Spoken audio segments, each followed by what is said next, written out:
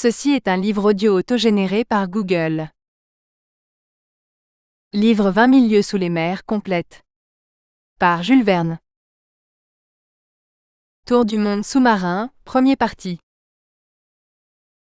1. Un écueil fuyant. L'année 1866 fut marquée par un événement bizarre, un phénomène inexpliqué et inexplicable que personne n'a sans doute oublié.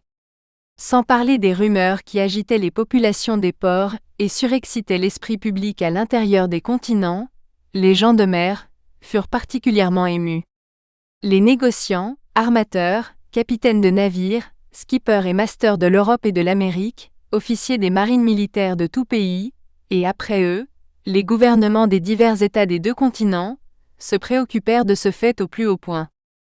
En effet, depuis quelque temps, plusieurs navires s'étaient rencontrés sur mer avec une chose énorme, un objet long, fusiforme, parfois phosphorescent, infiniment plus vaste et plus rapide qu'une baleine. Les faits relatifs à cette apparition, consignés aux divers livres de bord, s'accordaient assez exactement sur la structure de l'objet ou de l'être en question, la vitesse inouïe de ses mouvements, la puissance surprenante de sa locomotion, la vie particulière dont il semblait doué. Si c'était un cétacé, il surpassait en volume tout ce que la science avait classé jusqu'alors. Ni Cuvier, ni Lacépède, ni M. Dumézil, ni M. de Quatrefages n'eussent admis l'existence d'un tel monstre, à moins de l'avoir vu, ce qui s'appelle vu de leurs propres yeux de savants.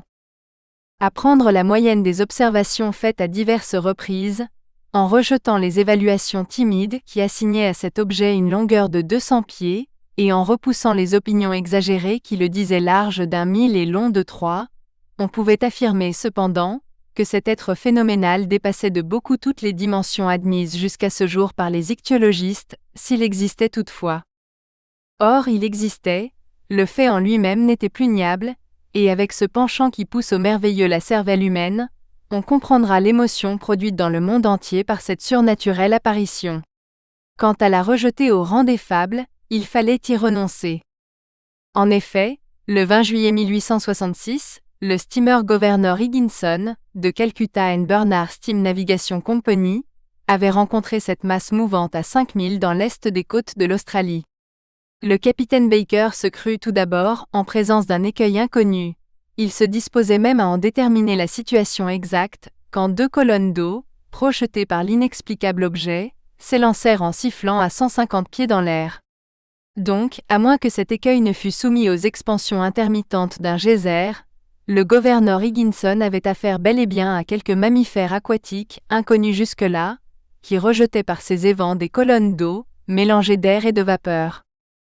Pareil fait fut également observé le 23 juillet de la même année, dans les mers du Pacifique, par le Cristobal Colon, de West India and Pacific Steam Navigation Company. Donc, ce cétacé extraordinaire pouvait se transporter d'un endroit à un autre avec une vélocité surprenante, puisqu'à 3 jours d'intervalle, le gouverneur Higginson et le Cristobal Colon l'avaient observé en 2 points de la carte séparés par une distance de plus de 700 lieues marines. 15 jours plus tard, à 2000 lieues de la l'Helvetia, de la Compagnie nationale, et le Shamom, du Royal Mail, marchant à contrebord dans cette portion de l'Atlantique comprise entre les États-Unis et l'Europe, se signalèrent respectivement le monstre par 42,15 degrés de latitude nord et 60,35 degrés de longitude à l'ouest du méridien de Greenwich. Dans cette observation simultanée, on crut pouvoir évaluer la longueur minimum du mammifère à plus de 350 pieds anglais, puisque le Shannon et l'Helvetia étaient de dimension inférieure à lui, bien qu'ils mesurassent 100 mètres de l'étrave à l'étambot. Or, les plus vastes baleines, celles qui fréquentent les parages des îles Aléoutiennes, le Koulamak et l'Umgelik, n'ont jamais dépassé la longueur de 56 mètres, si même elles l'atteignent. Ces rapports arrivaient coup sur coup, de nouvelles observations faites à bord du transatlantique le Pereire, un abordage entre Etna, de la ligne Inman, et le monstre, un procès-verbal dressé par les officiers de la frégate française la Normandie, un très sérieux relèvement obtenu par l'état-major du Commodore Fitzjames à bord du Lord Clyde, émurent profondément l'opinion publique. Dans les pays d'humeur légère, on plaisanta le phénomène, mais les pays graves et pratiques, l'Angleterre, l'Amérique, l'Allemagne s'en préoccupèrent vivement. Partout dans les grands centres, le monstre devint à la mode. On le chanta dans les cafés, on le bafoua dans les journaux, on le joua sur les théâtres. Les canards eurent là une belle occasion de pondre des œufs, de toutes couleurs. On vit réapparaître dans les journaux, à court de copies, tous les êtres imaginaires et gigantesques, depuis la baleine blanche, le terrible Moby Dick des régions hyperboréennes, jusqu'au kraken démesuré, dont les tentacules peuvent enlacer un bâtiment de 500 tonneaux et l'entraîner dans les abîmes de l'océan. On reproduisit même les procès-verbaux des temps anciens, les opinions d'Aristote et de Pline, qui admettaient l'existence de ces monstres, puis les récits norvégiens de l'évêque Pontoppidan, les relations de Paul Egede, et enfin les rapports de M. Harrington, dont la bonne foi ne peut être soupçonnée, quand il affirme avoir vu, étant à bord du Castillan, en 1857, cet énorme serpent qui n'avait jamais fréquenté jusqu'alors que les mers de l'ancien constitutionnel. Alors éclata l'interminable polémique des crédules et des incrédules, dans les sociétés savantes et les journaux scientifiques. La question du monstre enflamma les esprits. Les journalistes, qui font profession de science en lutte avec ceux qui font profession d'esprit, versèrent des flots d'encre pendant cette mémorable campagne, quelques-uns même, 2 ou 3 gouttes de sang, car du serpent de mer, ils en vinrent aux personnalités les plus offensantes. 6 mois durant, la guerre se poursuivit avec des chances diverses.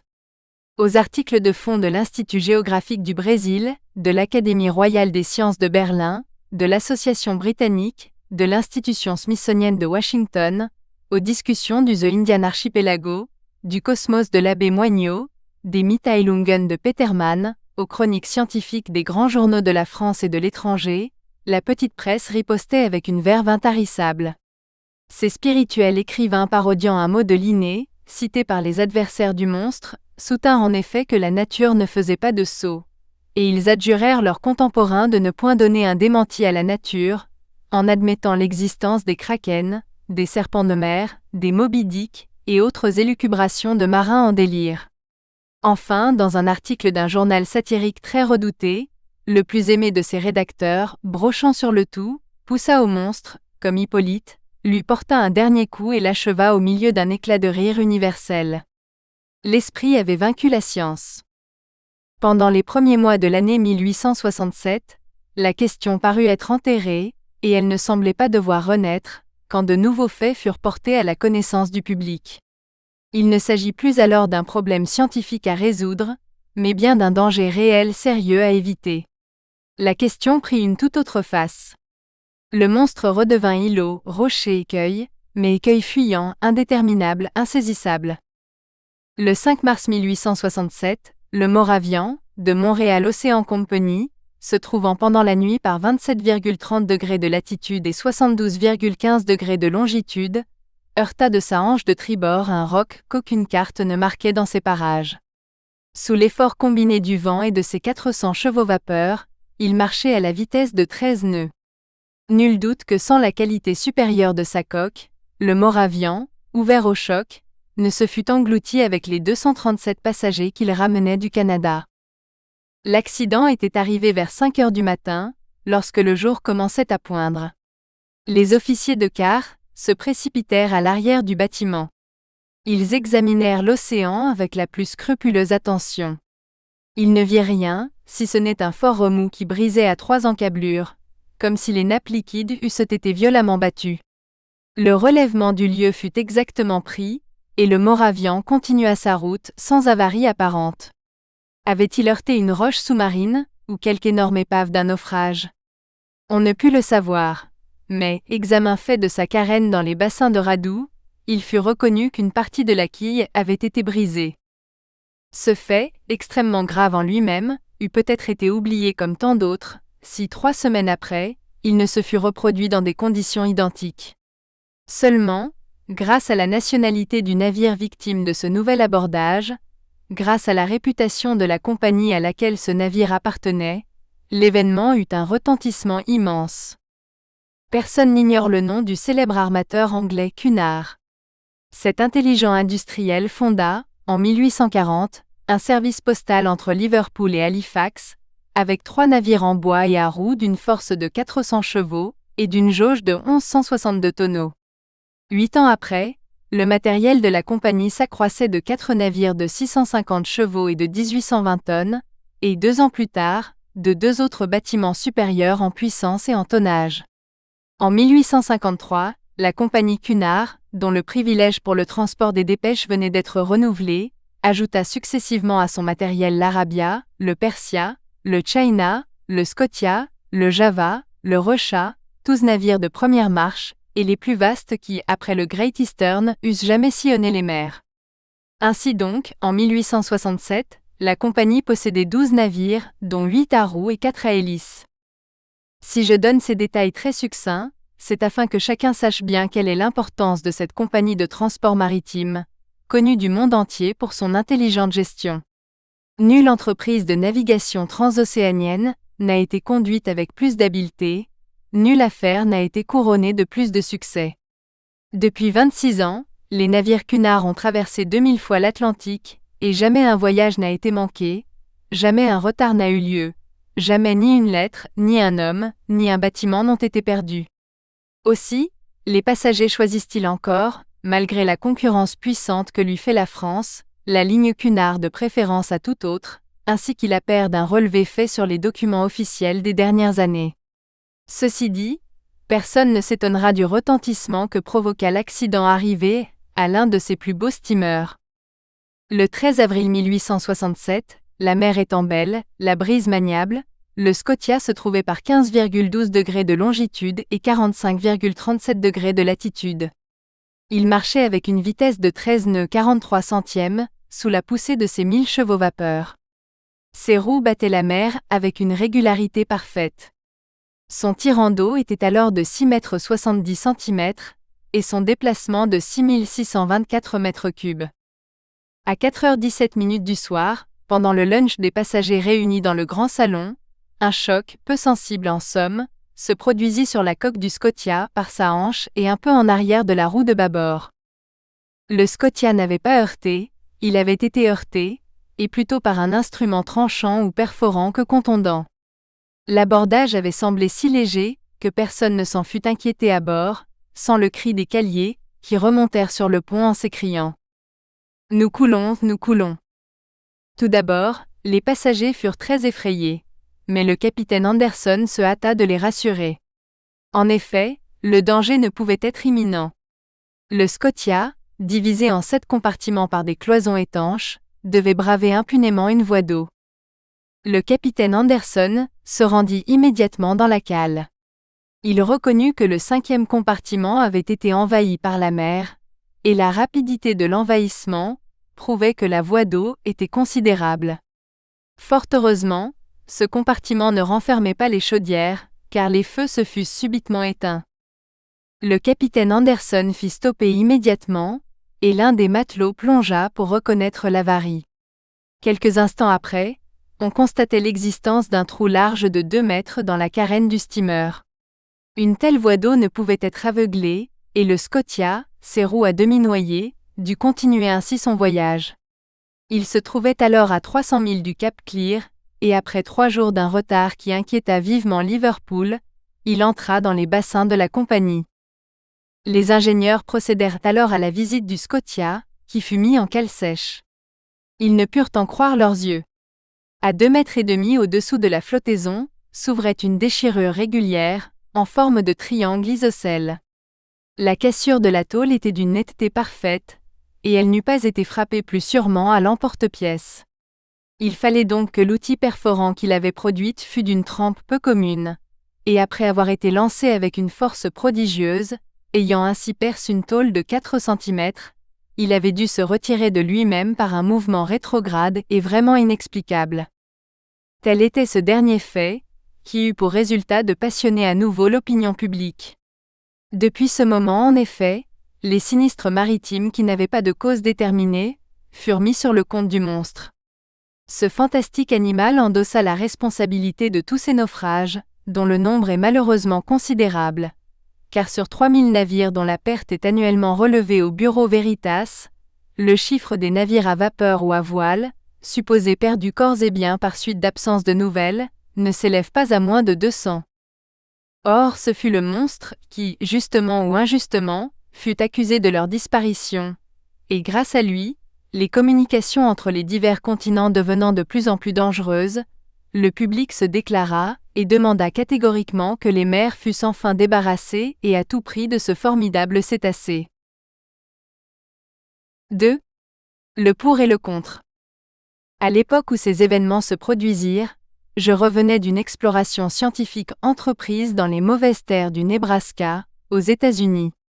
En ma qualité de professeur suppléant au Muséum d'histoire naturelle de Paris, le gouvernement français m'avait joint à cette expédition. Après 6 mois passés dans le Nebraska, chargé de précieuses collections, j'arrivais à New York vers la fin de mars. Mon départ pour la France était fixé au premier jour de mai. Je m'occupais donc, en attendant, de classer mes richesses minéralogiques, botaniques et zoologiques, quand arriva l'incident du Scotia. J'étais parfaitement au courant de la question à l'ordre du jour. Et comment ne l'aurais-je pas été? J'avais lu et relu tous les journaux américains et européens, sans être plus avancé. Ce mystère m'intriguait. Dans l'impossibilité de me former une opinion, je flottais d'un extrême à l'autre. Qu'il y eût quelque chose, cela ne pouvait être douteux, et les incrédules étaient invités à mettre le doigt sur la plaie du Scotia. À mon arrivée à New York, la question brûlait. L'hypothèse de l'îlot flottant, de l'écueil insaisissable, soutenue par quelques esprits peu compétents, était absolument abandonnée. Et en effet, à moins que cet écueil n'eût une machine dans le ventre, comment pouvait-il se déplacer avec une rapidité si prodigieuse? De même fut repoussée l'existence d'une coque flottante, d'une énorme épave, et toujours à cause de la rapidité du déplacement. Restaient donc 2 solutions possibles de la question, qui créaient 2 clans très distincts de partisans. D'un côté, ceux qui tenaient pour un monstre d'une force colossale, de l'autre, ceux qui tenaient pour un bateau sous-marin d'une extrême puissance motrice. Or, cette dernière hypothèse, admissible après tout, ne put résister aux enquêtes qui furent poursuivies dans les 2 mondes. Qu'un simple particulier eût à sa disposition un tel engin mécanique, c'était peu probable. Où et quand l'eût-il fait construire, et comment aurait-il tenu cette construction secrète? Seul, un gouvernement pouvait posséder une pareille machine destructive, et en ces temps désastreux où l'homme s'ingénie à multiplier la puissance des armes de guerre, il était possible qu'un État essayât à l'insu des autres ce formidable engin. Après les chassepots, les torpilles, après les torpilles, les béliers sous-marins, puis la réaction. Du moins je l'espère. Mais l'hypothèse d'une machine de guerre tomba encore devant la déclaration des gouvernements. Comme il s'agissait là d'un intérêt public, puisque les communications transocéaniennes en souffraient, la franchise des gouvernements ne pouvait être mise en doute. D'ailleurs, comment admettre que la construction de ce bateau sous-marin eût échappé aux yeux du public? Garder le secret dans ces circonstances est très difficile pour un particulier, et certainement impossible pour un État dont tous les actes sont obstinément surveillés par les puissances rivales. Donc, après enquête faite en Angleterre, en France, en Russie, en Prusse, en Espagne, en Italie, en Amérique, voire même en Turquie, l'hypothèse d'un monitor sous-marin fut définitivement rejetée. À mon arrivée à New York, plusieurs personnes m'avaient fait l'honneur de me consulter sur le phénomène en question. J'avais publié en France un ouvrage in-quarto en 2 volumes, intitulé « Les mystères des grands fonds sous-marins ». Ce livre, particulièrement goûté du monde savant, faisait de moi un spécialiste dans cette partie assez obscure de l'histoire naturelle. Mon avis me fut demandé. Tant que je pus nier du fait, je me renfermais dans une absolue négation. Mais bientôt, collé au mur, je dus m'expliquer catégoriquement. Et même, l'honorable Pierre Aronnax, professeur au Muséum de Paris, fut mis en demeure par le New York Herald de formuler une opinion quelconque. Je m'exécutais. Je parlais faute de pouvoir me taire. Je discutais la question sous toutes ses faces, politiquement et scientifiquement, et je donne ici un extrait d'un article très nourri que je publiais dans le numéro du 30 avril. Ainsi donc, disais-je, après avoir examiné une à une les diverses hypothèses, toute autre supposition étant rejetée, il faut nécessairement admettre l'existence d'un animal marin d'une puissance excessive. Les grandes profondeurs de l'océan nous sont totalement inconnues. La sonde n'a su les atteindre. Que se passe-t-il dans ces abîmes reculés? Quels êtres habitent et peuvent habiter à 12 ou 15 000 au-dessous de la surface des eaux? Quel est l'organisme de ces animaux? On saurait à peine le conjecturer. Cependant, la solution du problème qui m'est soumis peut affecter la forme du dilemme. Ou nous connaissons toutes les variétés d'êtres qui peuplent notre planète, ou nous ne les connaissons pas.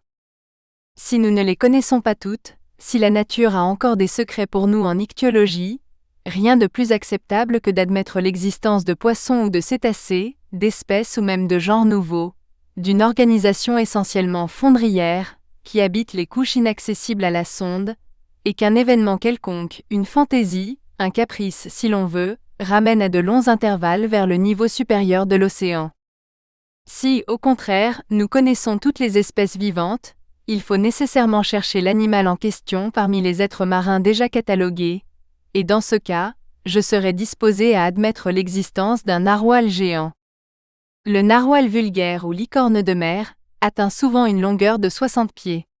Quintupler, décupler même cette dimension, donner à ce cétacé une force proportionnelle à sa taille, accroissez ses armes offensives, et vous obtenez l'animal voulu. Il aura les proportions déterminées par les officiers du Shannon, l'instrument exigé par la perforation du Scotia, et la puissance nécessaire pour entamer la coque d'un steamer. En effet, le narwal est armé d'une sorte d'épée d'ivoire, d'une hallebarde, suivant l'expression de certains naturalistes. C'est une dent principale, qui a la dureté de l'acier. On a trouvé quelques-unes de ces dents implantées dans le corps des baleines, que le narwal attaque toujours avec succès. D'autres ont été arrachées non sans peine, de carènes de vaisseaux qu'elles avaient percées d'outre en outre, comme un forêt perce un tonneau. Le musée de la faculté de médecine de Paris possède une de ces défenses longue de 2,25 m et large de 48 cm à sa base. Eh bien, supposez l'arme 10 fois plus forte et l'animal 10 fois plus puissant, lancez-le avec une rapidité de 20 000 à l'heure, multipliez sa masse par sa vitesse, et vous obtenez un choc capable de produire la catastrophe demandée. Donc, jusqu'à plus amples informations, j'opinerais pour une licorne de mer de dimension colossale, armée non plus d'une hallebarde, mais d'un véritable éperon comme les frégates cuirassées ou les rames de guerre, dont elle aurait à la fois la masse et la puissance motrice. Ainsi s'expliquerait ce phénomène inexplicable, à moins qu'il n'y ait rien, en dépit de ce qu'on a entrevu, vu, senti et ressenti, ce qui est encore possible. Ces derniers mots étaient une lâcheté de ma part, mais je voulais jusqu'à un certain point couvrir ma dignité de professeur, et ne pas trop prêter à rire aux Américains, qui rient bien, quand ils rient. Je me réservais une échappatoire. Au fond, j'admettais l'existence du monstre. Mon article fut chaudement discuté, ce qui lui valut un grand retentissement. Il rallia un certain nombre de partisans.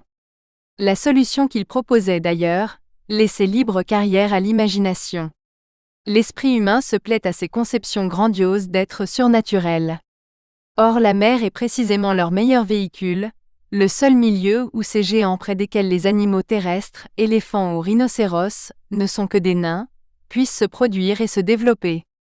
Les masses liquides transportent les plus grandes espèces connues de mammifères, et peut-être recèlent-elles des mollusques d'une incomparable taille, des crustacés effrayants à contempler, tels que seraient des homards de 100 mètres ou des crabes pesant 200 tonnes.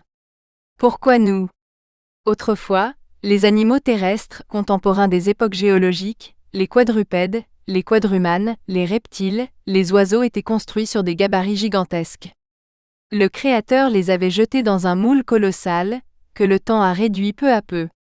Pourquoi la mer, dans ses profondeurs ignorées, n'aurait-elle pas gardé ces vastes échantillons de la vie d'un autre âge, elle qui ne se modifie jamais, alors que le noyau terrestre change presque incessamment?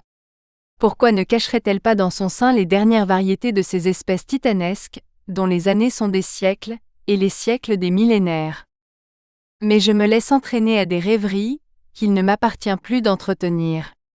Trêve à ces chimères que le temps a changées pour moi, en réalité terribles. Je le répète, l'opinion se fit alors sur la nature du phénomène, et le public admit sans conteste l'existence d'un être prodigieux, qui n'avait rien de commun avec les fabuleux serpents de mer. Mais si les uns ne virent là qu'un problème purement scientifique à résoudre, les autres, plus positifs, surtout en Amérique et en Angleterre, furent d'avis de purger l'océan de ce redoutable monstre, afin de rassurer les communications transocéaniennes. Les journaux industriels et commerciaux, traitèrent la question principalement à ce point de vue. La Shipping and Mercantile Gazette, le Lloyd, le paquebot, la Revue maritime et coloniale, toutes les feuilles dévouées aux compagnies d'assurance qui menaçaient d'élever le taux de leurs primes, furent unanimes sur ce point. L'opinion publique s'étant prononcée, les États de l'Union se déclarèrent les premiers. On fit à New York les préparatifs d'une expédition, destinée à poursuivre le narwhal. Une frégate de grande marche, l'Abraham Lincoln, se mit en mesure de prendre la mer au plus tôt. Les arsenaux furent ouverts au commandant Farragut, qui pressa activement l'armement de sa frégate. Précisément, et ainsi que cela arrive toujours, du moment que l'on se fut décidé à poursuivre le monstre ne reparut plus. Pendant 2 mois, personne n'en entendit parler. Aucun navire ne le rencontra. Il semblait que cette licorne eût connaissance des complots qui se tramaient contre elle. On en avait tant causé, et même par le câble transatlantique. Aussi les plaisants prétendaient-ils que cette fine mouche avait arrêté au passage quelques télégrammes dont elle faisait maintenant son profit. Donc, la frégate armée pour une campagne lointaine, et pourvue de formidables engins de pêche, on ne savait plus où la diriger. Et l'impatience allait croissant, quand, le 2 juillet, on apprit qu'un steamer de la ligne de San Francisco de Californie à Shanghai avait revu l'animal, 3 semaines auparavant, dans les mers septentrionales du Pacifique. L'émotion causée par cette nouvelle fut extrême. On n'accorda pas 24 heures de répit au commandant Farragut. Ses vivres étaient en barque. Ses soutes regorgeaient de charbon. Pas un homme ne manquait à son rôle d'équipage. Il n'avait qu'à allumer ses fourneaux, à chauffer, à démarrer. On ne lui eût pas pardonné une demi-journée de retard. D'ailleurs, le commandant Farragut ne demandait qu'à partir. 3 heures avant que l'Abraham Lincoln ne quittât la pierre de Brooklyn, je reçus une lettre libellée en ces termes. Monsieur Aronnax, professeur au Muséum de Paris, Fifth Avenue Hotel. New York. Monsieur. Si vous voulez vous joindre à l'expédition de l'Abraham Lincoln, le gouvernement de l'Union verra avec plaisir que la France soit représentée par vous dans cette entreprise. Le commandant Farragut tient une cabine à votre disposition. Très cordialement votre J.B. Hobson, secrétaire de la Marine. 3. Comme il plaira à monsieur. 3 secondes avant l'arrivée de la lettre de J.B. Hobson, je ne songeais pas plus à poursuivre la licorne qu'à tenter le passage du Nord-Ouest. 3 secondes après avoir lu la lettre de l'honorable secrétaire de la Marine, je comprenais enfin que ma véritable vocation, l'unique but de ma vie, était de chasser ce monstre inquiétant et d'en purger le monde. Cependant, je revenais d'un pénible voyage, fatigué, avide de repos. Je n'aspirais plus qu'à revoir mon pays, mes amis, mon petit logement du Jardin des Plantes, mes chères et précieuses collections. Mais rien ne put me retenir. J'oubliais tout, fatigue, amis, collections, et j'acceptais sans plus de réflexion l'offre du gouvernement américain. D'ailleurs, pensais-je, tout chemin ramène en Europe, et la licorne sera assez aimable pour m'entraîner vers les côtes de France. Ce digne animal se laissera prendre dans les mers d'Europe, pour mon agrément personnel, et je ne veux pas rapporter moins d'un demi-mètre de sa hallebarde d'ivoire au Muséum d'histoire naturelle. Mais en attendant, il me fallait chercher ce narwhal dans le nord de l'océan Pacifique, ce qui, pour revenir en France, était prendre le chemin des antipodes. Conseil, criai-je d'une voix impatiente. Conseil était mon domestique. Un garçon dévoué qui m'accompagnait dans tous mes voyages, un brave flamand que j'aimais et qui me le rendait bien, un être flegmatique par nature, régulier par principe, zélé par habitude, s'étonnant peu des surprises de la vie, très adroit de ses mains, apte à tout service, et en dépit de son nom, ne donnant jamais de conseils, même quand on ne lui en demandait pas. À se frotter aux savants de notre petit monde du Jardin des Plantes, Conseil en était venu à savoir quelque chose. J'avais en lui un spécialiste, très ferré sur la classification en histoire naturelle, parcourant avec une agilité d'acrobate toute l'échelle des embranchements des groupes, des classes, des sous-classes, des ordres, des familles, des genres, des sous-genres, des espèces et des variétés. Mais sa science s'arrêtait là. Classer, c'était sa vie, et il n'en savait pas davantage. Très versé dans la théorie de la classification, peu dans la pratique, il n'eût pas distingué, je crois, un cachalot d'une baleine. Et cependant, quel brave et digne garçon. Conseil, jusqu'ici et depuis 10 ans, m'avait suivi partout où m'entraînait la science. Jamais une réflexion de lui, sur la longueur. Nous espérons que vous avez apprécié cet aperçu. Pour continuer à écouter ce livre audio sur Google Play Livres, utilisez le lien dans la description de la vidéo.